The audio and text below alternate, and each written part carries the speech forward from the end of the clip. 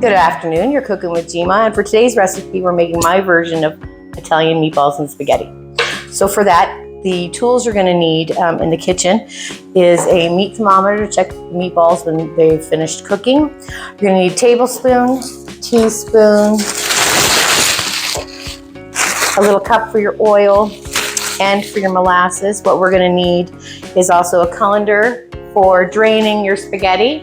You're going to need parchment paper to put onto your sheet pan for your meatballs, can opener for opening up any cans, such as our tomato sauce. And we're also going to need a pot for the spaghetti. I have the water on now, and a deep dish or another pot for your spaghetti and meatball sauce. And then what we're also going to need is some cheese for topping as an extra. So to make this gorgeous meal, we're also going to need some bread and egg to hold the hamburger together into the shape of the meatballs. All right, let's make this together. What we're going to need is a pound of your choice of ground meat. We're using beef today. You can use chicken, pork, or anything else. We're going to need 2 slices of bread, dried or toasted. I toasted mine, a light toasting. We're going to need a tablespoon of oregano, 2 teaspoons of cumin, a teaspoon of cayenne, and a teaspoon of garlic powder or garlic salt. We're going to need an egg. We're going to need 2 tablespoons of oil for rolling your hamburger. I'm not going to use this today. I'm going to use gloves to roll my burger, so the oil is not necessarily needed in my recipe today. We're also going to need a tablespoon of molasses and salt and pepper to taste. Yeah, so I'm just putting in the spaghetti. Use as much as you need for your family size. I'm using a box. This recipe today is going to feed the volunteers here at the Colchester Food Network tomorrow for their lunch.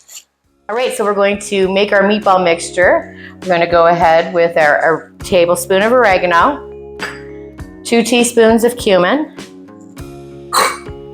1 teaspoon of cayenne,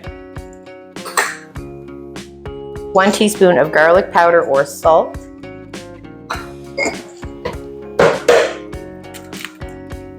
1 egg. Our molasses now calls for 1 tablespoon. I put in about a tablespoon and a half, maybe 2. Then we're going to add our salt and pepper to taste. We're going to bring our sheet pan on with our parchment paper. And as you know, with parchment paper, you have to give it a little bit of water before you put it on your pan. That's why it's called parchment paper. It needs a little bit of hydration. We're going to get a knife and cut our bread, that's our last ingredient, into the meatballs. Some people just break their bread. My bread's lightly toasted, so I'm just going to cut it into thin slices and then just make tiny little squares out of it. Now, some people might want to use a bigger knife. I'm going to use a small one because I am wearing the gloves. And I don't want to cut a little piece off and have it go into the meatball mixture. And then when I'm ready, I'm going to just take it, put it in, and just kind of go like that. It will separate as I pull them apart, making the meatballs.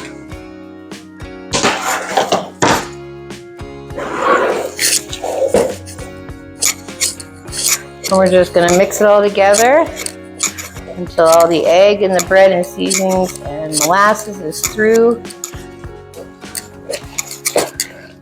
the meat mixture. Some people like to use an ice cream scoop to make their meatballs, which is totally great. Just depends on how you prefer to handle your meat mixture. And I'm just going to make some balls and place them onto the parchment paper. Now I'm making bigger meatballs because our volunteers they like a hearty meal. So we're making the bigger meatballs. Now some families might want to make smaller ones, and you go right ahead. The smaller you make, the more you get. Our meatballs are ready to go in. So our temperature is up to 450. We're going to just open our oven, wait a few seconds. We're going to bake those. Depending on how high your oven is, you're going to bake between 25 and 30 minutes. Now that our noodles are done and our meatballs are nearly done, we're gonna drain off our noodles, turn them off, come over to our colander, drain, and then rinse in warm water.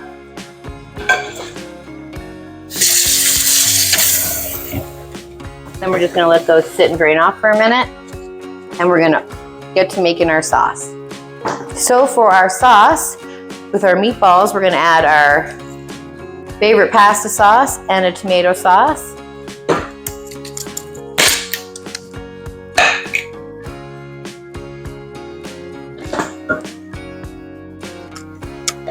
And then we're gonna put that on the stove in between low and medium, letting that warm up. The meatballs have about 5 minutes left, and then we'll pull them out, add them to it, and we'll have a meal. So when you're checking your meatballs or any meat, your beef balls, you're gonna want them anything over 64 degrees Celsius, and we are at 87, so those are done. Then what we're gonna do is we're gonna transfer from the sheet pan into our sauce. Now, some folks like to do it with tongs, side by side. Some of us are adventurous and we'll do it this way. And I just roll it right like this into the sauce. We're gonna stir that in and let that warm up through for about 5 minutes. And once our noodles have been drained and sat to get all the excess water off, they're still nice and hot, we're gonna just move them around and pour on our Italian meatball sauce. And what we like to do at our home, some folks like to add cheese into the mixture while it's hot on the stove.